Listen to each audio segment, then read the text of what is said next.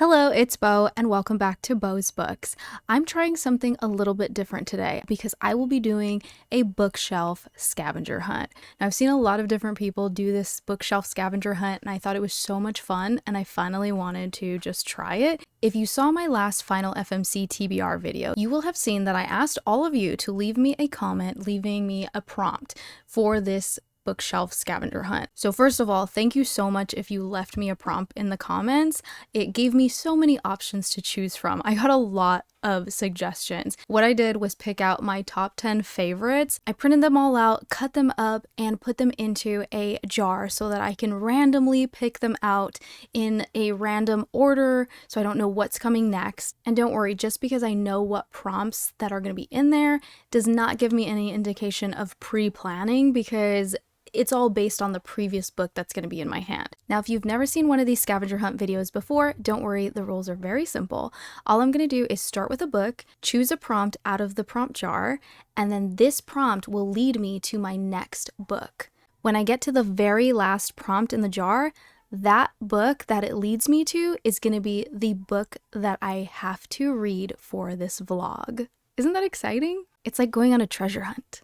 Now, I feel like these scavenger hunts are a lot easier if you do them in a bookstore or maybe even a library where you have so many more options.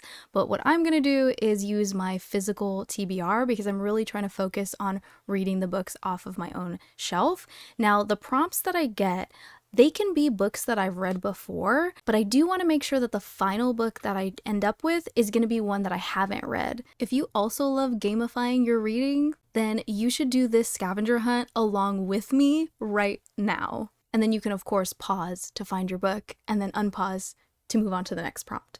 Okay, let's get started. I asked my best friend, what book should I start this whole scavenger hunt out with? And she told me to use my favorite read of 2025. And luckily, my favorite read was actually a physical book that I own. So I'm going to go ahead and pick that book off of my shelf and use that to start my scavenger hunt.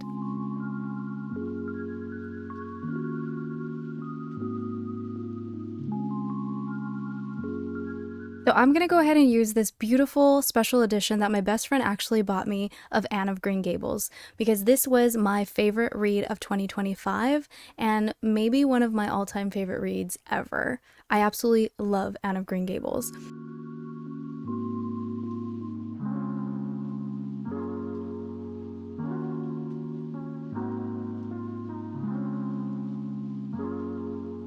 Okay, so time to pick prompt number 1 out of the jar. Are you excited? I'm excited. Okay, I'm just gonna go with this one. Every time people do this, people are always struggling to get their camera to focus on these things. So let's see how it goes. So this first one is gonna be from @McMeasle. First of all, thank you so much for the prompt. I apologize if I mispronounced your username, but the prompt is choose a book that has a word that rhymes with a word on the current book. And they said, feel free to Eminem this prompt. Okay, this prompt, I remember getting this prompt and thinking it was so fun and also being really nervous about it. Choose a book that has a word that rhymes with a word on the current book. It doesn't say in the title or anything like that. So as long as there's a word on here, funny enough, I pick the cover that's mostly art and not a lot of words. But as you can see, there is Anne of Green Gables, L.M. Montgomery for the author. That's a name, so I don't know if that counts. Harper Muse. On the backside, it does have a quote from the book that says, kindred spirits are not so scarce as I used to think. I absolutely love that quote. So I'm going to say, as long as I can rhyme one of these words, it'll count. So let me think. Okay, kindred. I feel so much pressure right now. Think, pink, gables, fables, green, mean. Oh, mean, green, mean. I'm gonna pick the mean ones. I'm gonna pick the mean ones by Tatiana Schlote-Bonnet. Okay, perfect.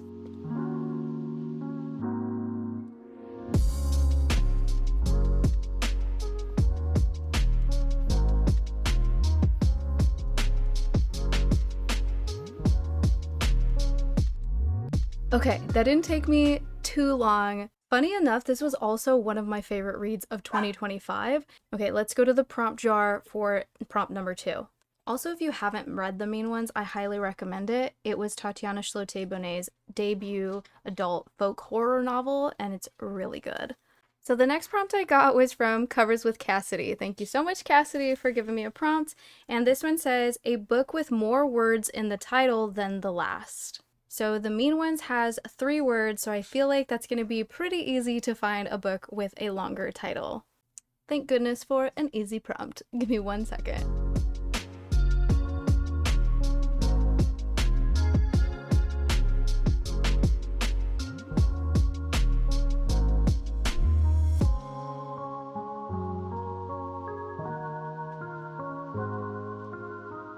Okay, I chose to pick a book that's been on my shelves for many, many years, probably since high school. Fear and Loathing in Las Vegas by Hunter S. Thompson.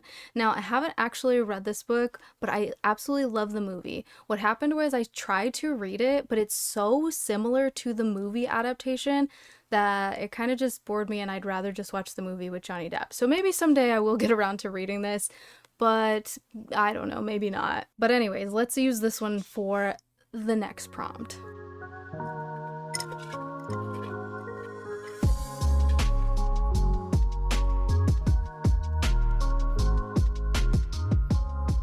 Okay, it looks like this one, prompt number 3, is from Carm Reads, and it says prompt number 2 because they did give me 2 different prompts. So I picked this one, and this one says, flip to a random page, find the 8th word on the 10th line.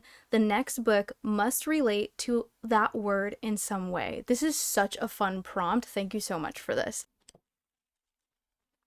Okay, here we go. Oh, that is so cool.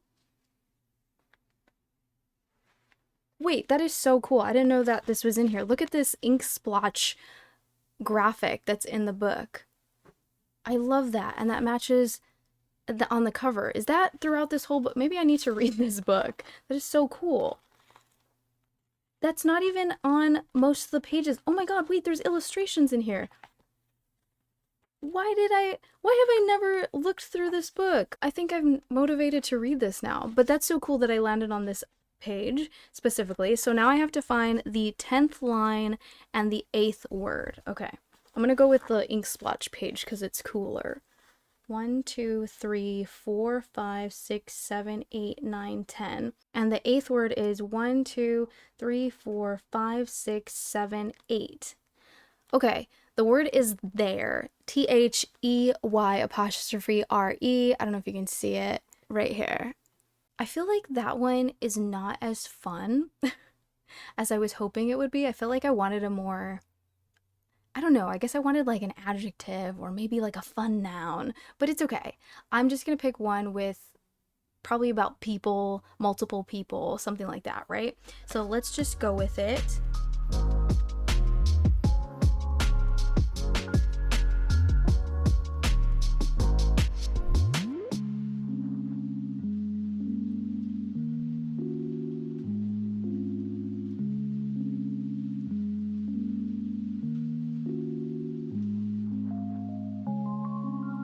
Okay, a book to go with the word there is what I was thinking in my head was like multiple people and it's about them. So what I picked was The 5 People You Meet in Heaven by Mitch Albom. And actually this is another book that I haven't actually read before. The title alone has me very curious. I don't even know what this is about, but I mean, I can assume. And that just interested me. I don't even know what the synopsis is or anything, but this sounds like it's about multiple people and they are in heaven. Right? Okay, so I'm gonna go with this for the next prompt.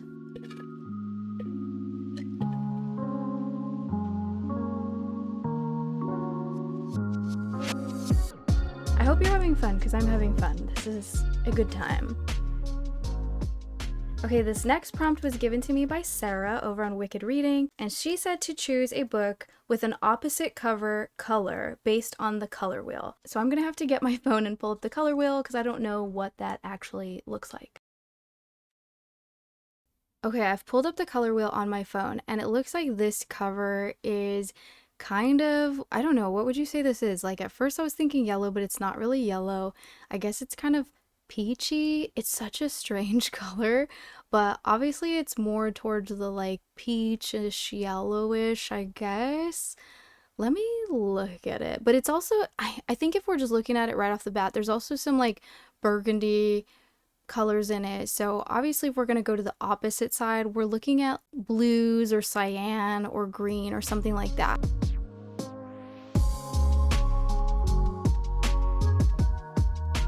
Okay, I decided to go with another book from the Anne of Green Gables series. This book is Rainbow Valley, and it is the 7th book in the series, but it has this like bluish, almost cyan color to it. Mostly, at least I'm going for like the borders, like, because I feel like I was being drawn to like the spine of this, but I'm gonna stick with this one because it's like in that bluish wheelhouse, right, for the most part. And then we also have like the green from the grass, right? So it counts. I think it's a good pick. Okay, how many prompts is this? 1, 2, 3, 4, 4. Okay, it looks like we're on prompt number 5. I don't know if I told you already, but there's 10 in here and we're gonna do all 10.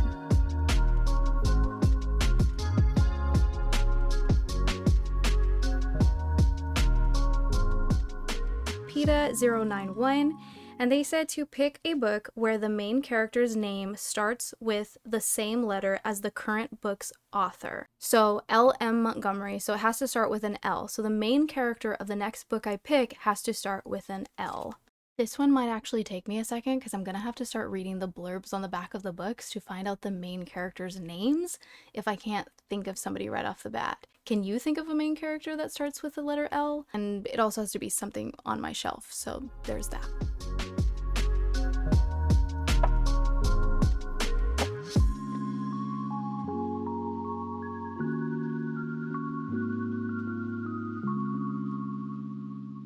This is going swimmingly. I found a book so much quicker than I thought I was. So I picked up the book Always Running by Luis J. Rodriguez, and this is another one that I haven't read yet, but this has been on my shelf for years and years and years, probably again since high school. But this is a memoir about his own life. So since his name is Luis or Luis, this counts for main character with a name starting with L. This book was actually published in 1993, so I would not be surprised if you haven't heard about this. I don't think I've ever heard anybody talk about this, but this is a book about a man who was part of the East LA gang warfare and his story around all of that. And now that I've picked it up and it's in my hands, I really want to read it. I think I've forgotten how many books are on my shelf that have been sitting there for years and years, and I've just never picked them up, but I do still really want to read this book. I'm glad that this scavenger hunt is reminding me to look around my shelf more and see what amazing gems are hidden inside of it, you know? Also, I love that it's spring, but in the Los Angeles area, it is just so hot right now. Not to be dramatic, but I'm sweating. Okay, the faster I get through this, the faster I can go sit in my room with the air conditioner blasting in my face.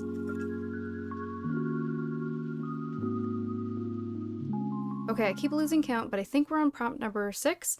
This is from Scotty Cherie Reads, and she said to choose a book that is in the same genre as the book you are holding. Okay, so this is a nonfiction memoir, so I'm gonna have to go with a nonfiction, hopefully another memoir. Ooh, I don't think I own a lot of those, but I'm sure I have another one. Let me go ahead and take a look.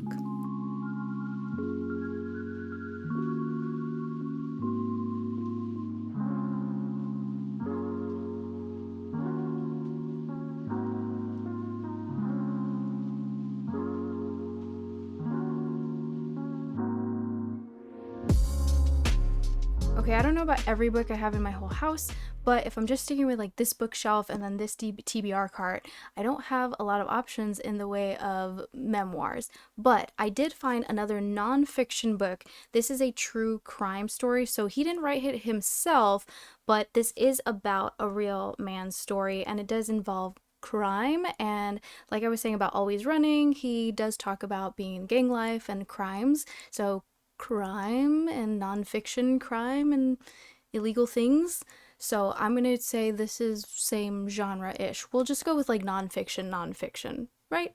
similar. So this is actually John Grisham's The Innocent Man, Murder and Injustice in a Small Town. Another book on my shelf that I've had for a very long time that I've never picked up. But if I'm ever in the mood to pick up a true crime, I know where to look. However, this is a chunker, and I think that's what's been deterring me this whole time. But I am fascinated by true crime stories, and I would still like to read this book. Okay, we're getting close to the end. We're on prompt number 8.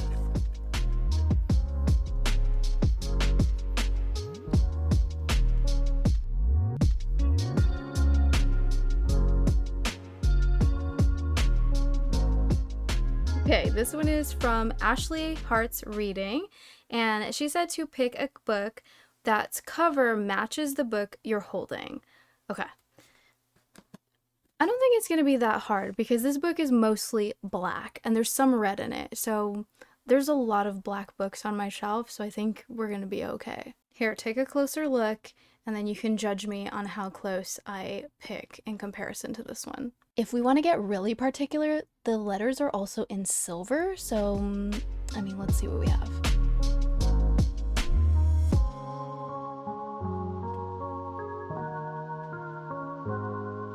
I already have like 2 options.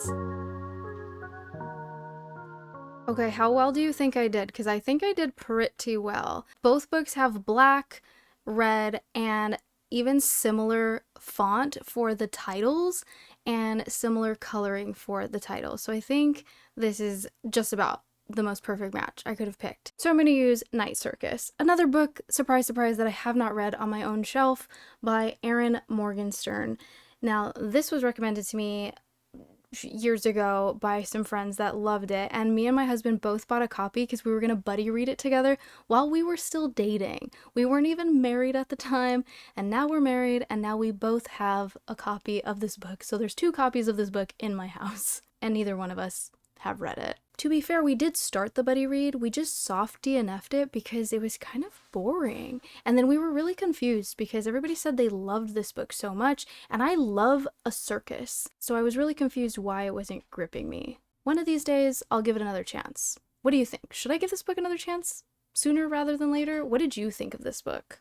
Did I miscount? Because I think there's 3 prompts left in here, and that doesn't make any sense. 1, 2, 3, 4, 5, 6, 7.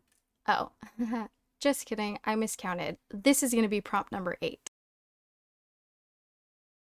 Prompt number 8 is from At Another Turning, and the prompt is to add up the digits of the page count for the book. Find a book that has that many letters in the title. Okay, they gave me an example on how to do this. So what I have to do is look at how many pages the Night Circus has. So let's see.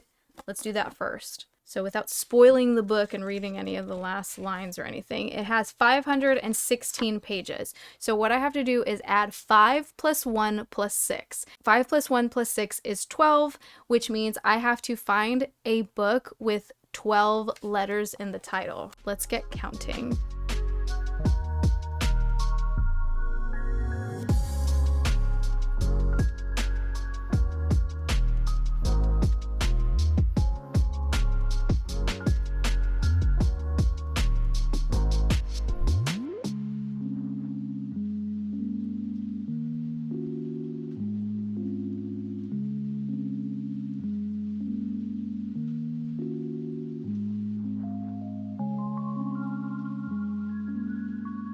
Okay, I think I got it. 1, 2, 3, 4, 5, 6, 7, 8, 9, 10, 11, 12. Perfect. The Hate You Give by Angie Thomas. Another book that I have not read, but I have watched this movie, and I was really excited because I found this book at a library that was selling books, you know, like in the little stores next to the libraries, and I think I got this for maybe like $2, $3. Super good deal for a book that I know is going to be most likely 5 stars because the movie was amazing. Okay, here we go for my second to last prompt.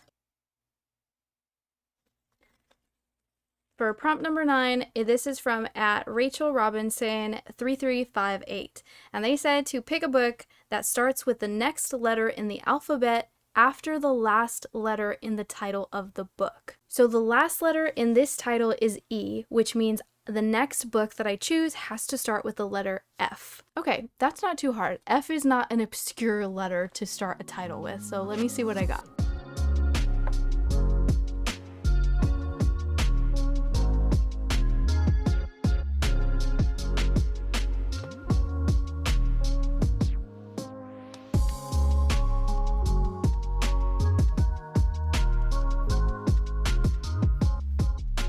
Okay, I got nervous for a second because I wasn't seeing anything that started with an F, but then I saw My Fear of Clowns short story collection. This is a horror anthology. Now, I'm not really good about reading short stories or anthologies, but I had to get this one because it was all about clowns, and I love a scary clown. Again, another book that I haven't read, but that I'm really excited to get around to someday. And just looking at the authors that are part of this collection, I'm super excited about it. Okay, are you excited? My very last prompt. Now, this is gonna be the book that I end up reading in this vlog. So this is gonna be very important, and I'm super, super nervous. Okay.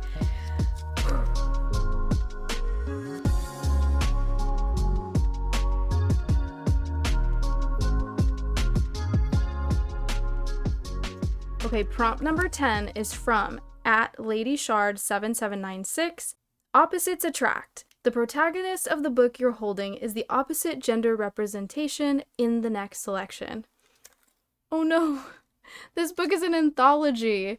Maybe we'll just use the first story in the book. Okay, so the first story in the anthology is The Hollow Ones Weep Grease Paint by Haley Piper. So the first line of this first story is Wendy was 8 when she first noticed one. So with that, for the sake of this prompt, I'm going to presume that Wendy is a female main character, which means I will be choosing a book that has a male main character. Let's see what's on the TBR cart. I think House of Leaves has a male main character, but there is no way.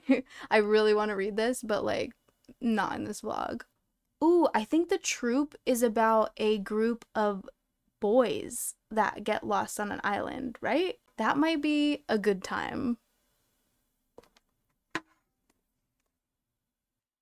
Ooh, yeah, once a year, Scoutmaster Tim Riggs leads a troop of boys into the Canadian wilderness for a weekend camping trip. I heard this book is crazy. It kind of gives me Lord of the Flies vibes, which I haven't read, but I've seen the movie a million years ago, so like I know the premise. I can't remember everything, but I've heard this is a little bit more intense. I've also heard that there's some animal stuff in this that I'm probably going to not like at all, but I still want to read it. So here we go. I'm going to officially start The Troop by Nick Cutter. Wish me luck. I finished this book in 2 days. I could not put it down. This is a horror book. Absolutely check your trigger warnings. This has so much involvement with animal cruelty and animal testing. So if that's a big trigger for you, absolutely do not pick this book up. I was surprised that I was able to get through all of the animal stuff in this book, but I think it's because the story was just so engaging to me. I was so invested with the characters and seeing where this was all gonna go. So I was able to kind of just get my brain past it. I felt like that aspect, although some may very much disagree with this, I felt like it wasn't overly gratuitous or just put in there for shock value. Yes, maybe a little bit, but I do think it lended to the overall gravity of the story and to the characters and to the whole plot point. And one character in particular is pretty much a sociopath, and it's very obvious that this character has a lot of issues, so just keep all of that in mind going into it, okay? But for me, this was a 5-star horror read. Nick Cutter in the acknowledgements did say that a lot of this book was influenced by him reading The Ruins, which I haven't read, but now I feel like I need to. Also, The Lord of the Flies, obviously, and I haven't read that one either, but I have seen the movie years ago, and I feel like I need to rewatch it.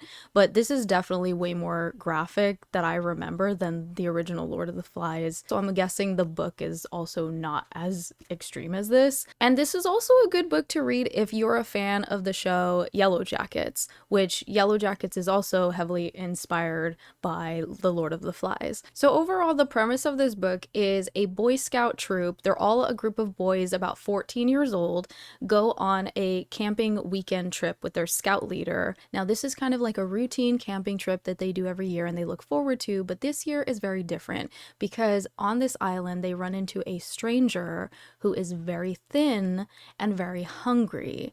Now, it turns out this stranger has some kind of bioengineered contagion, and it becomes a race for survival as they are awaiting a rescue boat to come and pick them up. This book had me gripped. I was flipping pages so fast because the chapters are so short, which I loved, so it was kind of like a thriller where you kind of just binge it really quickly because you can kind of get through one more chapter, and it made it really like fast paced and exciting for me. I also felt really invested with the characters so that by the end, or even certain points throughout the story, I found myself pretty watery-eyed for the characters and of course for some of these animals. And I think all of that is a testament to the author's writing style, which I really liked. I thought his character development and his whole overall plot was really interesting, and I would absolutely read more from this author because I'm curious to see what else is in his brain. I loved the way that he used different kinds of unusual formatting or mixed media formatting to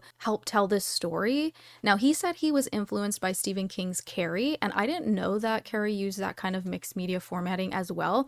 But in this book, there's not only the story of the boys on the island, which is that present timeline, but you're also getting newspaper clippings, evidence logs, testimonies, things like that throughout the story that kind of gives a little bit more of the overall information that you as the reader would need to have to kind of understand the full what's going on, but their characters, our main characters, do not know these things. And I think that kind of creates this really exciting and interesting view for the reader of, I know what's happened before, I know what's happening during that the characters don't know, and I know what kind of a little bit happens in the future. So you're getting hints of why this is happening, what caused this to happen. One of the hints that we got from one of these testimonies or evidence logs was a clue into whether they were going to survive or not, and that was really exciting. And oh boy, one of the characters on this island is possibly scarier than this contagion that they are trying to keep away from.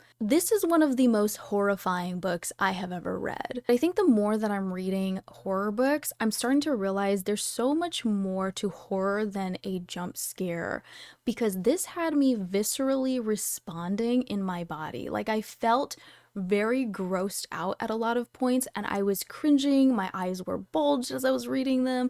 I was just kind of like shocked at what I was reading, and it was so immersive in my brain. I think because I'm able to imagine like a movie when I'm reading, so I was just right there in the story. The picture was like a clear visual movie happening, and it was very grotesque. And I was genuinely afraid for these characters. This absolutely took me on a journey. I would highly recommend this book if you're looking for a horrifying, grotesque horror novel. There's a lot of body horror in this. But again, the only drawback I would say would be the animal aspects of this, which is gonna hold a lot of people back from wanting to pick this book up for sure, or from even continuing if you start to read this. I can understand why people would not like this book or would DNF it after they start hearing about certain parts in it, because it's bad, it's intense. So don't take this book lightly, but I would say definitely pick this one up. I had a great time, and this is a book that is going to live rent-free in my head for a very long time. Now with that, I hope you enjoyed this bookshelf scavenger hunt. I thought it was so much fun. I love that it was able to push me to read a book that I've been wanting to read for over a year now. Also, let me know in the comments if you are now inspired to pick this book up, or if you are like, hell no, not for me. I'm very curious. And if you've made it to the end of the video, leave me a worm emoji. If you know, you know. I'll see you in the next video.